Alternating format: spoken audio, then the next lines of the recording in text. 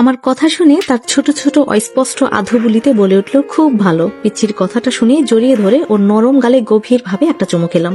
তারপর আমার গালটা ওর দিকে বাড়িয়ে দিলাম। আমাকে একটা আদর করে দিবা না? সাথে সাথে আমার গালে, কপালে, নাক সহ পুরো মুখে চুমুতে ভরিয়ে দিল আতিফা। সত্যি এই মেয়েটার ভালোবাসা মাঝে মাঝে ভীষণ অবাক করে দেয় আমাকে। আমিও গভীর করে আরো একটা চুমু দিলাম ওর গালে। দুজনে খিলখিল করে হেসে উঠলাম। উফ তাসফি, তোর কপালে এগুলো নাই, কন্ট্রোল কর নিজেকে। তাসফি ভাইয়ার ধীর কণ্ঠের কথাটার কিছু কানে আসতেই চুপ হয়ে গেলাম সাথে সাথে।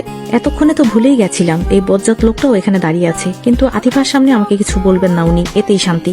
কতটা বজ্জাত হলে বাচ্চা মেয়ে আমাকে একটু আদর করলে তার হিংসা হয় যে এভাবে বলতে পারে, ভেবেই রাগ হতে লাগলো আমার। আমাকে অনুসরণ করে আতিফাও তাকালো তাসফি ভাইয়ের দিকে। তারপর শুরু হয়ে গেল আমার কোল থেকে নামার জন্য তার উদ্গ্রীবতা। আমার কোল থেকে নেমে ছুটে গিয়ে তাসফি ভাইয়ের কোলে চড়ে গেল। তারপরে শুরু হলো আতিফার বিখ্যাত আদরের বর্ষণ। হতাশ হলাম আমি। ওনাকে তো বলতেও হলো না আদর করে দেবার কথা। একটু অবাক হলাম না আমি, বরং আরো রাগযুক্ত হলো তাসফি ভাইয়ার ওপর। গত 6 মাস আগে কোনো জরুরি একটা কাজে ফেনে গিয়েছিলেন তিনি। সেখানে 10-12 দিনের মতো থাকতেও হয়। আতাব কাকুর ওখানে উঠেছিলেন। তারপর থেকেই আতিফার সঙ্গে ওনার বন্ডিংটা ঠিক আমার মতোই গড়ে উঠেছে। মাঝে মাঝে মনে হয় আমার থেকেও বেশি। এটা মনে হতেই আরো এক ধাপ রাগ বেড়ে যায় ওনার প্রতি। তাসফি ভাইয়া আমার দিকে তাকিয়ে বাঁকা হেসে আতিফার দুগালে আমার থেকেও গভীর করে চুমু দিল। তাও কোথায়, আমার ঠোঁটের লিপস্টিকের দাগ যেখানে স্পষ্ট ঠিক সেখানটায়। তারপর আমার দিকে তাকিয়ে আবারও ওনার সেই বিখ্যাত বাঁকা স্টাইলে হেসে উঠলেন। এই হাসিটা হাজারো মেয়ের মন কাড়া হলেও আমার এই মুহূর্তে ঠিক সহ্য হলো না। ভেতর ভিতর জ্বলে উঠলাম যেন। আতবুড়িটা আধো আধো কণ্ঠে তাসফি ভাইয়াকে বলে উঠলো, তাফি ভাইয়া আমার চকলেট কোথায়? আতিফার কথায় ওর দিকে ফিরে তাকালেন তাসফি ভাইয়া। ওর গালে একটা হাত রেখে বললেন, আতুবুড়ির চকলেট চাই, তাই তো? এক্ষুনি এনে দিচ্ছি, কিন্তু তার আগে তো নতুন বউকে হলুদ লাগাতে হবে, তাই না? আতিফাও মাথা নাড়লো তাসফি ভাইয়ার কথায়।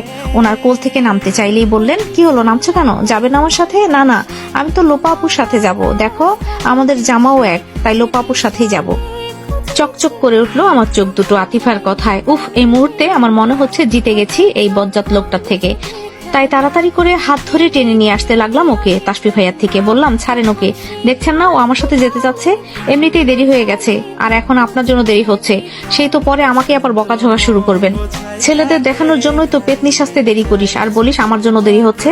তোর তো সাহস কম না? চরম লেভেলের বেয়াদব হয়ে যাচ্ছিস দিনকে দিন। চুপ হয়ে গেলাম আমি। মনে হচ্ছে এই বজ্জাত লোকটার গলা টিপে ধরি এখনই। ওনার জ্বালায় আজ পর্যন্ত কোনো ছেলের সাথে ঠিক মতো ফ্রেন্ডশিপও করতে পারলাম না, আর বলে কিনা ছেলে মানুষকে দেখানোর জন্য পেতনি সেজেছি। তবে হ্যাঁ, এখন অবশ্য এসব কথা সহ্য করতে শিখে গেছি, কারণ প্রায় ওনার থেকে আমার এসব কথা শুনতে হয়। আতিফা এতক্ষণ আমাদের দিকে হা করে তাকিয়ে থাকলো, এখন সেও হয়তো বিরক্ত। বারবার আমার হাত ঝাঁকিয়ে যাচ্ছে। আমার কোনো সাড়া না পেয়ে এবার বলে উঠলো, এই লো পাপু, চলো না আপু, বউয়ের কাছে যাব। ধ্যান ভাঙলো আমার। তাসফি ভাইয়ার থেকে চোখটা সরিয়ে ওর দিকে তাকালাম। চোখের কোনায় হাসি এনে বললাম, ওলে বাবালে, এই তো আমার আতুবুড়ি, চলো। আর দাঁড়ালাম না ওখানে। আতিফার হাতটা ধরে হাঁটতে লাগলাম। এবার যেতে যেতে একবার পেছন ফিরে তাকিয়ে দেখলাম আমাদের যাওয়ার দিকে বাঁকা হেসে তাকিয়ে আছেন তাসফি ভাইয়া। বুঝতে পারলাম না সবসময় কেন তার এই বিখ্যাত বাঁকা স্টাইলে হাসতে হবে। হাঁটতে হাঁটতে বিড়বিড় করে বলে উঠলাম, অসভ্য, অসহ্য, বজ্জাত একটা মানুষ। এক আকাশ সমান হতাশা নিয়ে হলুদের স্টেজের সামনে এসে দাঁড়িয়ে পড়লাম আমি আতিফার হাত ধরে। এত এত ভয় ভীতি হঠাৎ করেই যেন তুচ্ছ মনে হতে লাগলো আমার কাছে।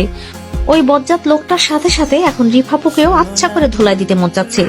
হারিয়ে ফেলা রাগটাও যেন আবার ফিরে এসেছে। আর আসবে নাই বা কেন, বরং আরো অতি উচ্চ পরিমাণে রাগ ফিরে আসার কথা। আমাকে এত পরিমাণে তাড়া দিয়ে রেডি করিয়ে এখনো তাদের ফটোসেশন করা শেষ হয়নি। আমাকে দেখে কাজিন দল তাকিয়ে থাকলেও রিফাপু এগিয়ে আসলো। উপচে পড়া খুশি নিয়ে আমাকে বলতে লাগলো, যাক অবশেষে আপনি আসলেন তাহলে। আমি তো ভাবলাম এখন আপনার সাজগোজই শেষ হয়নি। ও তুমিও শুরু করলে এখন? কই সেজেছি দেখো তো। আমাকে ভয় দেখিয়ে তাড়াহুড়ো করে নিচে আনলে, কিন্তু এখনো তো ফটো সেশন করাই হয়নি তোমাদের। আরো আধা ঘন্টার মধ্যেও মনে হয় শেষ হবে না, আর আমি এদিকে শেষ হয়ে যাচ্ছিলাম। তেতিয়ে উঠে কথাগুলো বললাম।